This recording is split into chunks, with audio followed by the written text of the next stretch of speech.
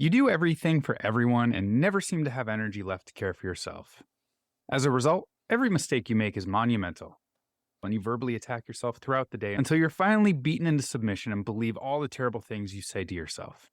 To someone like you, self-compassion may seem like a foreign concept, but it's actually a vital component of our emotional and mental well-being. In this episode, we'll explore the benefits of self-compassion and provide actionable steps for cultivating this valuable skill. But first, this is the Fit Mess, where together we learn to develop habits that help us live beyond our mental health struggles to create happier, healthier lives. He's Zach. He lives in the future with his anxiety. He's Jeremy, and he lives in the past with his depression. And we get together once a week in the present to share the obstacles we face and how we overcome them. Jeremy, I'm really disappointed that you just can't get the things done that you say you're going to do, the 8,000 things you say you're going to do. And I just so disappointed in you. I mean, really, what the fuck is wrong with you? Like, you must be a horrible person, is what I say to myself every Dad? single day. That's what I say to myself all the time. Yeah. When I don't get all the things done that I plan to do, and granted, I stack it really high and I make it unachievable. And then when I don't get to it, I get really pissed off at myself and I call myself names and I talk really negatively to myself. Yeah. And I lose that self-compassion, and man, that'll send me down a rabbit hole. I don't know about you. That's where I'm at. I've been trying to get more and more organized. I create my to-do lists. I set my sights on things that are way out of reach, and I'm getting better. So here's the thing. I've actually been doing some work on this the last few months with a workshop that I've been participating in. And that voice, the one that you just very painfully articulated for everyone to hear, that voice for me has actually gotten quieter. The feeling that comes with it still comes up. But because of all of the things we've talked about here, all the different tools that we've used to sort of quiet that voice and the work that I'm doing on my own outside of this, it's kind of weird how much I'm not hearing that voice anymore. I'll notice that feeling sort of like right, like the upper part of my chest, and I'll just be like, oh, there's that, like, you're a piece of shit thing. But I don't hear the voice as much anymore because I've been engaging in an activity to sort of move energy more and to give space for it to breathe and get it out, rather than letting it basically feed on that pain in my chest and become the voice in my head that says, well, of course, you piece of shit. How did you ever think you were going to do anything well? Yeah. And what is that you've been practicing? Tell me. Well, so I've been participating in a monthly workshop. It's based in this modality, I guess, called core energetics. And it is, I am no expert. So if anyone knows what I'm talking about and I get this painfully wrong, please forgive me. But the idea basically is that trauma is energy that's stored in our bodies. And we attach all these stories and all these things that happen in our lives to outward events. And we hang on to all this stuff in our body, but we don't give it space to breathe. We don't give it anywhere to get out of our body. And so, we engage in this various activities, various exercises that get you to stop running your mouth about the story. And, oh, when I was 7, this happened. Oh, and then the trauma when I was a teenager, and then I was bullied, and blah, blah, blah. All this crap that we just live in. And it just goes, enough. Go to the feeling. What is that feeling? What does it want to do? And in some cases, it wants to lay down and cry. In some cases, it wants to be held. In some cases, it wants to take a big stick and beat the shit out of something. In some cases, it wants to just push. So like somebody will hold a mattress and you'll just like push as hard as you can against that mattress just to like physically move that energy out of your body. And so I've been doing more and more of this every month with a group of other people participating, and it's incredibly healing work. And it's really remarkable how quickly I went from starting it, working with the practitioner, sharing with her that voice that we just heard so well. Yeah. And how she was like, you've got to find a way to shut that off. You've got to get that out so that voice doesn't have a place to live in your head.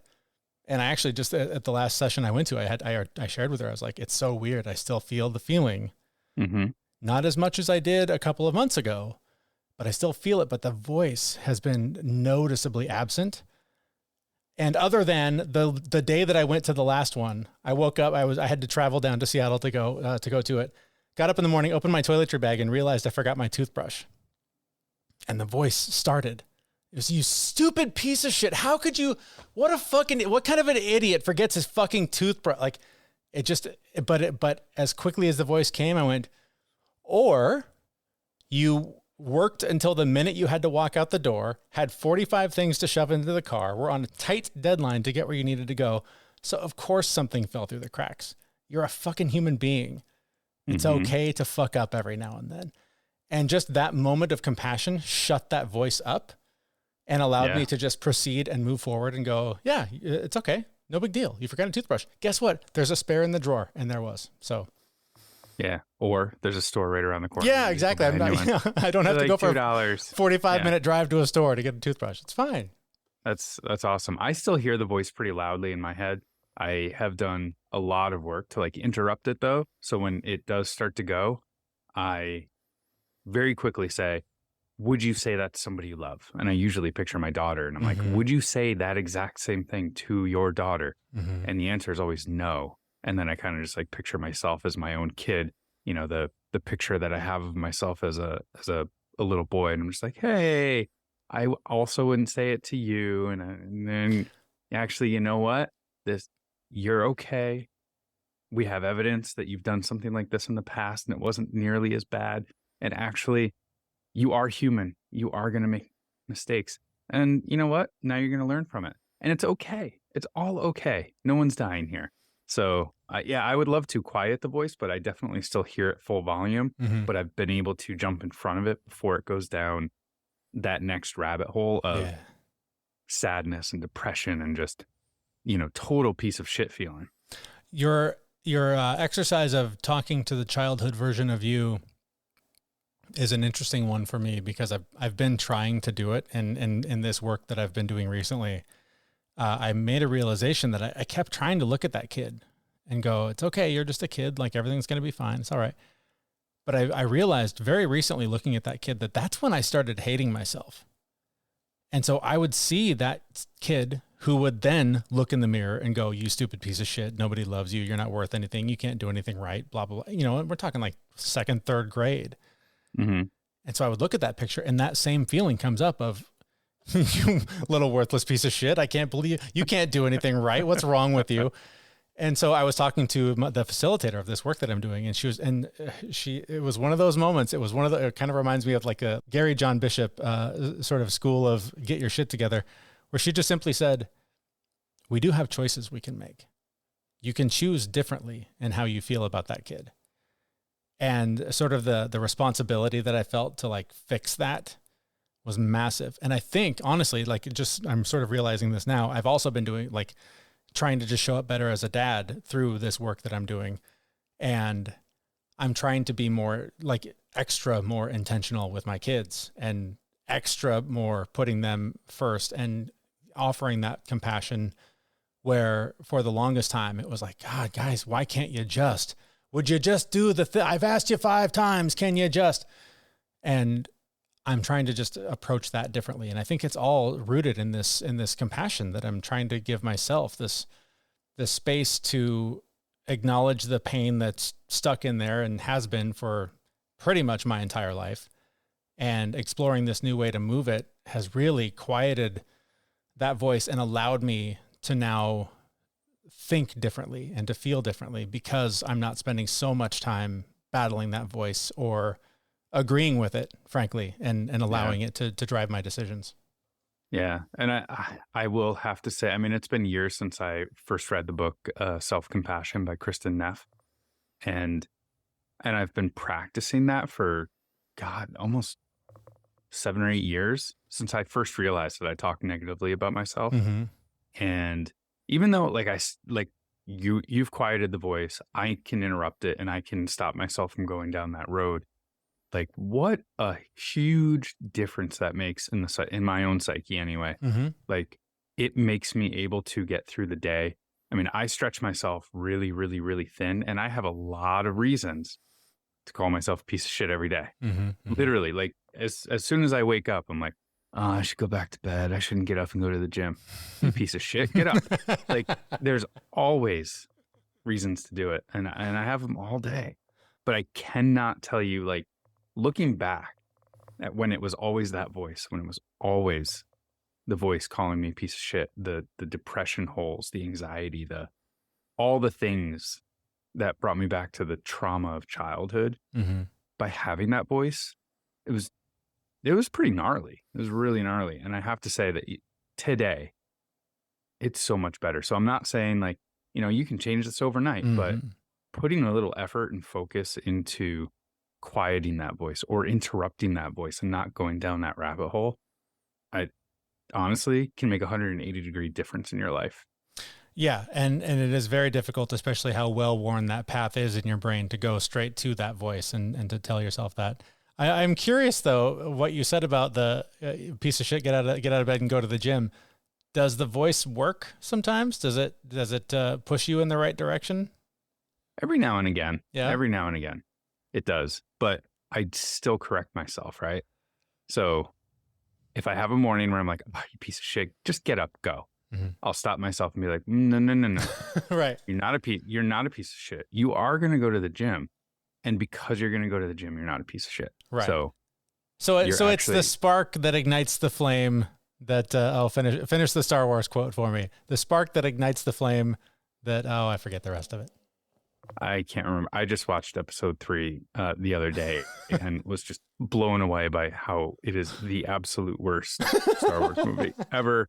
And it is probably the best plot line. But we digress. Quickly want to mention our sponsor, Athletic Greens. If you want to empty that overflowing cabinet full of vitamins and replace them with one great tasting drink, then order Athletic Greens now, so you can not only give your body what it needs to thrive, but we'll give you a free year supply of immune-supporting vitamin D and 5 free travel packs with your first purchase. The link to try it out is in the show notes for this episode at thefitmess.com. So if anyone's really wondering, like, what can I do? How can I do this differently? What are some of the things that I could do to have more self-compassion? It's literally just talking to yourself kindly, like you would somebody else. In my earlier example where I pretend to say the same things to my daughter, what would you say to somebody you love? You would encourage them. You would say, great job, nice try. No, you're not a piece of shit. You're just human. Say those things to yourself. Like literally say them out loud. Find a quiet place so nobody looks at you crazy. Find a place and say them out loud to yourself. Say them in your head. It's really just that simple as whatever you have been saying about yourself in your head, say the opposite. Encourage yourself like you would encourage somebody you love. It's as simple as that. It's one of the steps you can take. And to that point, and we've talked about this on the show before, that voice in your head is just thoughts. Your thoughts are not who you are. They're an experience that you have. So if you can find some room to separate yourself from those thoughts, put those thoughts in an imaginary friend in the chair next to you and imagine them saying those things to you. Would you tolerate your friend sitting there calling you a piece of shit? I mean, maybe if it's being recorded for a podcast, sure. But otherwise, you'd tell that person to shove it up their ass, right? So finding some space, which gets me to the second point I want to bring here, is that tiny, tiny window of time between external events and our reaction to them. Sometimes it feels instantaneous, but there's always a gap.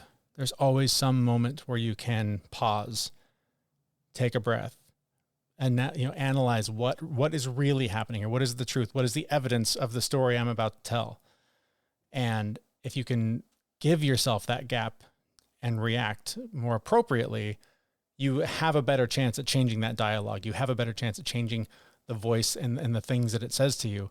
And that comes, honestly, we talk about this all the time too, but it comes through the act of meditation. It comes through whatever meditation is for you, that just taking that time to give yourself space to think and to just allow. And when you are more practiced in it, when those events happen that trigger you, when you realize you've left your toothbrush, 3 hours away, when you take that moment and just go, oh wait, no, I'm just a person that made a mistake. That's okay. Everyone does that every day. It's not the last mistake I'll make today. Yeah. Meditation is the going to the gym that allows for that muscle to be strong enough to help you control those voices. Yeah. And we are all so used to saying these negative things. This happens at work with like new managers who don't want to have to give bad feedback. They don't want to have to say anything negative to people. And I tell them all the time, why don't you practice giving people good news? Why don't you practice giving them positive feedback before you have to go to the negative stuff?